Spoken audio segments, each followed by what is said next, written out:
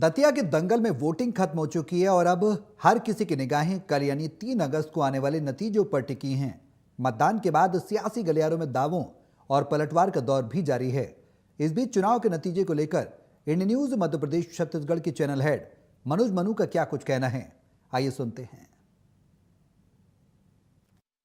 नमस्कार, मैं हूं मनोज मनु। तो कुल मिलाकर दतिया का जो उपचुनाव है वो बहुत नज़दीक आ चुका है और उस उपचुनाव में किसकी हार होगी, किसकी जीत होगी, पूरे प्रदेश में चर्चा चली हुई है और पूरे देश की नज़र इस पर बनी हुई है।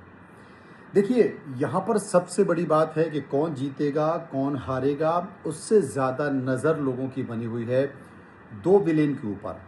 मैं दो विलेन या दो खलनायक इसलिए कह रहा हूं क्योंकि अपनी अपनी पार्टी ने उन दोनों नेताओं को अपना विलेन मान लिया है। कौन विलेन है? भारतीय जनता पार्टी ने, भारतीय जनता पार्टी के उम्मीदवार ने ये मान लिया है कि इस चुनाव में हमारे लिए नरोत्तम मिश्रा विलेन की भूमिका में है, कटप्पा की भूमिका में है।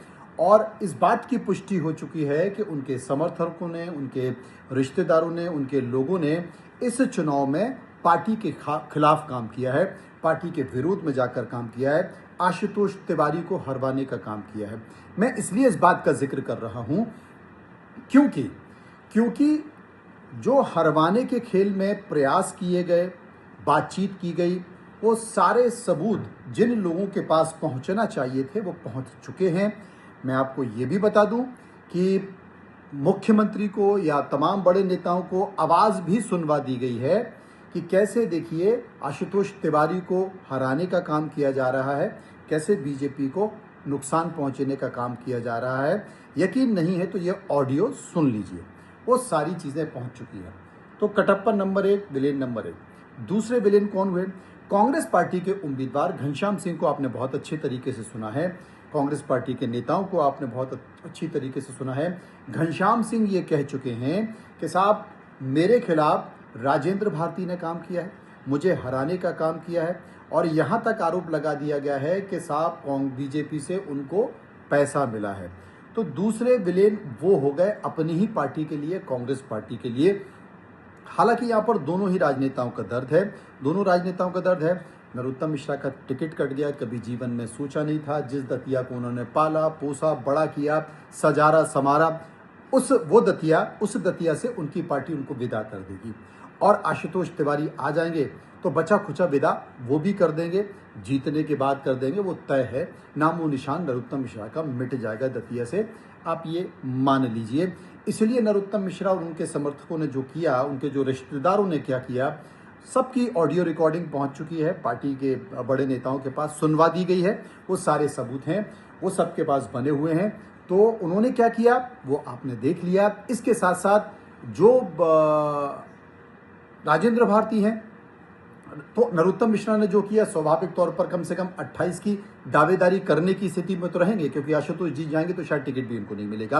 राजेंद्र भारती ने किया, राजेंद्र भारती का भी कहना ठीक है, बिल्कुल सही बात है। राजेंद्र भारती ने बहुत सारे अपने तमाम समर्थकों को बुलाए, करीब 400 की संख्या थी, उनसे कहा कि साहब आपको जहां वोट देना हो आप दीजिए, आप मुझसे बंधे हुए नहीं है। क्यों?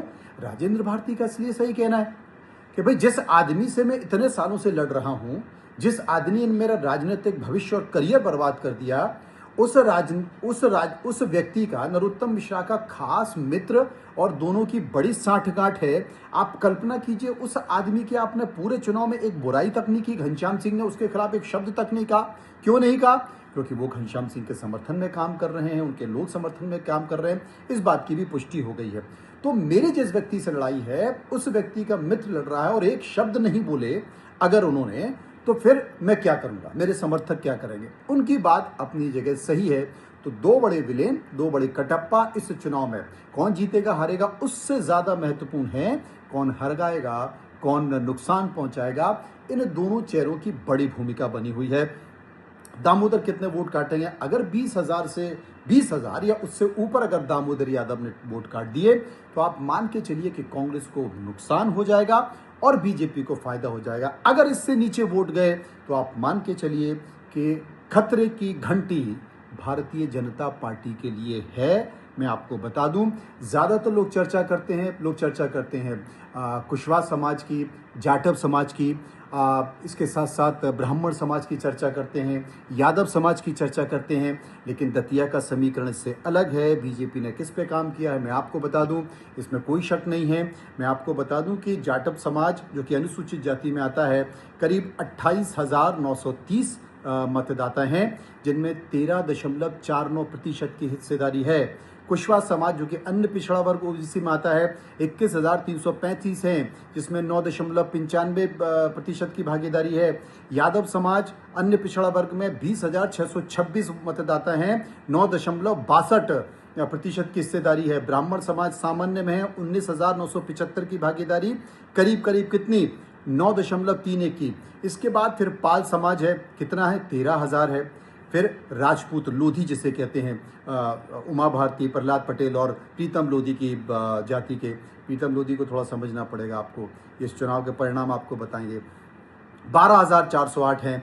माझी केपट कितने हैं? माझी केपट 8,000 हैं, मुसलमान 9,000 हैं, प्रजापति 6,700 हैं, ठाकुर 6,576 हैं। इसके साथ साथ जो बनिया है, वैश्य समाज है, वो 5,665, आदिवासी 5,000। ये वो समाज है जिन अब मैं पढ़ने वाला हूँ, बीजेपी ने काम किया है, कांग्रेस ने नहीं किया है। कौन कौन से हैं? राठौड़ 5,000, रावत 4,658, खंगार कितने हैं? 4,542, सेन कितने हैं? 3,966।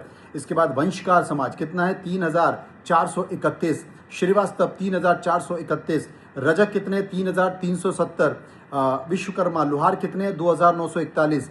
इसमें कोरी कितने हैं? 2,939, वाल्मीकि कितने हैं? 2,224। इसमें सिंधी कितने हैं? 2,195, सोनी कितने हैं? 1,981 और दांगी कितने हैं? 1,743। जब हर कोई ये कह रहा है कि जीत हार 5,000 6,000 में हो जाएगी, तो बाकी की जो छोटे छोटे समाज हैं, कभी आपने सोचा राजनीतिक चर्चाओं में सोचा? नहीं। आप यादव की बात कर रहे हो, आप कुशवाहा की बात कर रहे हो, आप ब्राह्मण की बात कर रहे हो, आप जाटव की बात कर रहे हो, लोधी की बात कर रहे हो, अरे बाकी जातियां हैं। तो जो 5-6 हज़ार से जीत हार होनी है, वो 5-6 हज़ार क्या बहुत कत्ल की रात है। दतिया का उपचुनाव सब पर असर डालने वाला है। अगर कांग्रेस हारती है तो फिर जीतू पटवारी से लेकर सबकी जिम्मेदारी तय होंगी, और अगर बीजेपी हारती है तो फिर तो बवाल मचने वाला है। आप ये मान के चलिए, ऐसा बवाल मचेगा जिसकी कल्पना किसी ने की नहीं होगी, और छोटे से लेके बड़े तक सबकी जिम्मेदारी हो जाएगी। लेकिन उत्तर प्रदेश चुनाव तक शांत रहिए। मेरे साथ सुबह 8 बजे से रहिए, विस्तार से पूरा मैं आपको इंडिया न्यूज़ मध्य प्रदेश छत्तीसगढ़ पर समझाऊंगा दतिया का चुनाव। और ये चुनाव बड़ा खतरनाक होने वाला है, बड़ा संकेत आने वाला है। मेरे साथ बने रहिए। नमस्कार। और इसी के साथ इस बुलेटिन में अभी के लिए बस